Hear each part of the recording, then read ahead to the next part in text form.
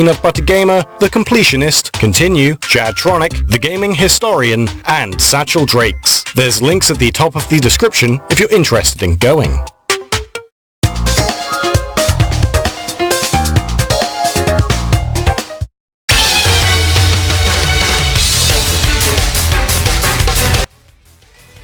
Did you know? The Switch's hacking scene has often been compared to a cat-and-mouse game between hackers attempting to crack the Switch and Nintendo's efforts to stamp them out. For instance, the Switch's 7.0.0 update used a scrambled batch of code in an attempt to slow hackers down. This ultimately bought Nintendo a mere 4 hours before hacker Elmiroric cracked the update.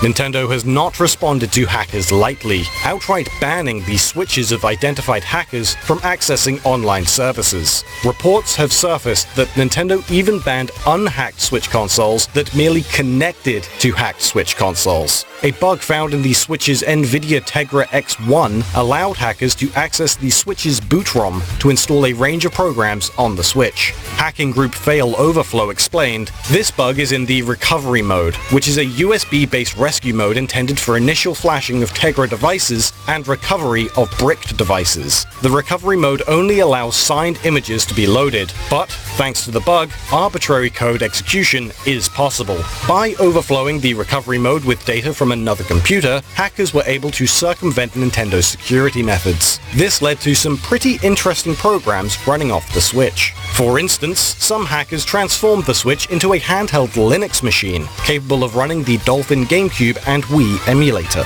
As the bug was on a hardware level in the boot ROM, it cannot be patched by Nintendo through software updates. However, hackers noticed that Nintendo quietly released a hardware revision of the Switch around July of 2018. This new model had a new boot ROM specifically to thwart the exploit. Nevertheless, the millions of original Model 1 Nintendo Switches released before the hardware revision remain permanently hackable to this day. Despite Nintendo's known zero-tolerance approach to hacking, one hacker spoke up.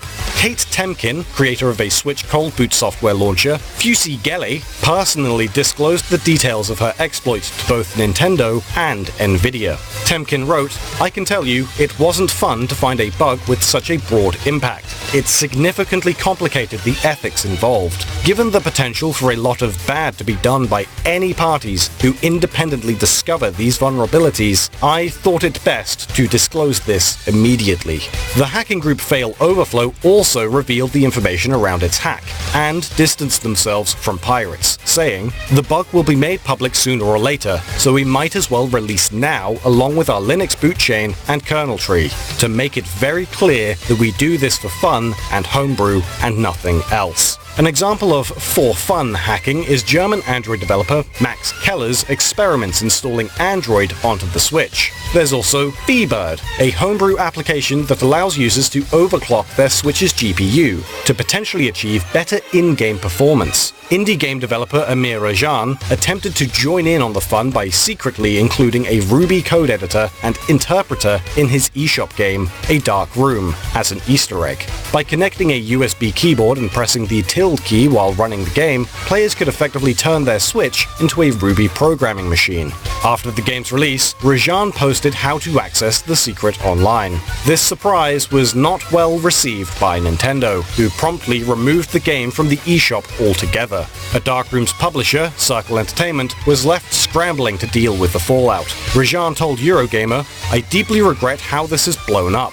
A simple toy sandboxed environment has been framed as this massive exploit. It was a last-second spark of inspiration, and I snuck it in, assuming that plugging in a USB keyboard and pressing the tilde key wasn't part of the test plan. I don't know what to say except I'm sorry, and all I wanted to do was allow kids to discover what I discovered 25 years ago." To be fair to Nintendo, seemingly innocent Switch hacks have been abused in the past. For example, hackers managed to break into the Switch's dev menu, an application used by developers for creating content for the system. A hacker going by Reisi Yukaku discovered a means of successfully uploading custom profile avatars onto the Switch that could be seen by other players. Unfortunately, a select number of individuals used the exploit to upload especially lewd images as their profile pictures. Reports of gamers running into their balloons in Super Mario Odyssey's Luigi's Balloon World mode surfaced soon after. Reis Yukaku lamented,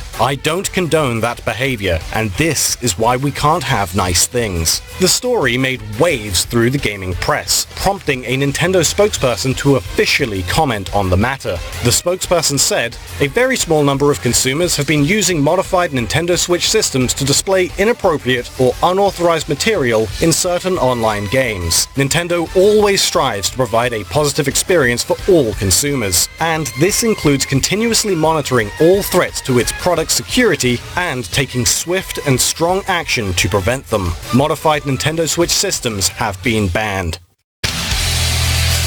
Trolls are far from Nintendo's biggest concern, as there's a darker side to the Switch hacking scene: piracy. Pirates have managed to leak numerous Switch games, such as Diablo 3, Dark Souls Remastered, and Super Mario Party, before they even hit store shelves. While many games are leaked a few days before their official release, this isn't always the case. Pirates managed to get hold of Super Smash Bros. Ultimate almost 2 entire weeks before the game's launch. Posting pre-release games online isn't a simple process, with middlemen operating between pirates and leakers. These middlemen safely hand over dumped games from leakers to the pirates, who make sure the middleman's identity is not revealed. There can be others involved as well, such as those who reverse engineer Nintendo's tools and programs to break them open for hacking. There's also coders who create and improve pirating software, among others. Some people have managed to download games early, directly from Nintendo, by using software to gain access to the company's servers. Upon obtaining the game keys, which are typically used by reviewers to unlock digital review copies, the games are opened up for anyone to play. Even then, playing a pirated game isn't as simple as downloading a file. Instead, pirates must access the Switch's recovery mode, download and install a boot menu to launch homebrew software, and then use another custom program to actually play the pirated game.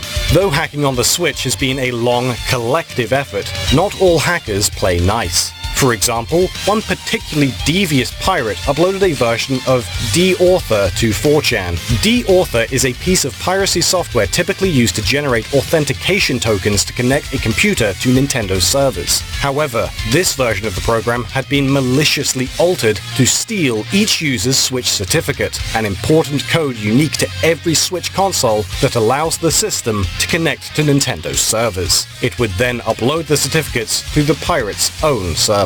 Simon, D-Author's original creator, suspects the malware was created in a huge pirating scheme. He told Motherboard whoever did this required lots and lots of certificates, as they knew they'll get caught out, pinpointed by Nintendo and banned quickly. In retaliation, Simon created a spamming program built to upload random nonsense onto the pirate's server, in hopes of overloading it. Another user went as far as to dox the pirate. Incidents like these aren't uncommon on the Switch's pirating scene either. A group of pirates under the banner Team Executor have attempted to profit from Switch piracy by selling their own pirating software. Executor's SXOS is a custom firmware that claims to make pirating easy, allowing users to play games on the Switch directly from a microSD card. Despite being pirating software, SXOS comes with some particularly nasty anti-piracy measures. The program contains a brick code that will completely lock up the Switch's eMMC internal memory, basically rendering the console useless if it detects the user is trying to crack the program.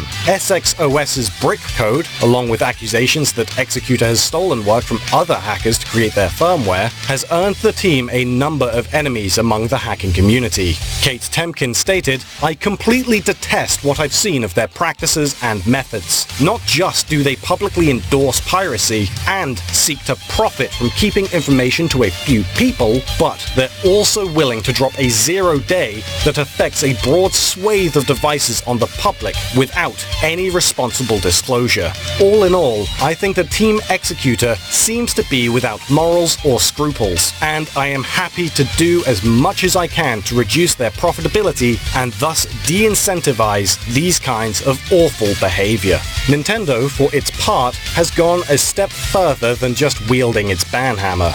They devised a means to ban the pirated games too. Each Switch game card has its own unique certificate built in from the factory, just like the consoles themselves. Digital eShop games are coded to specific consoles and Nintendo accounts upon purchase. By tracing these certificates, Nintendo can easily determine whether a game card is an original legitimate copy and if a user's account legally owns the digital games they play. For example, if someone grabs a pirated Switch game that has been dumped online, Nintendo can recognize the duplicated certificate and ban not only the pirated copy, but the original game card, as well as every subsequent pirate copy of the game as soon as it goes online.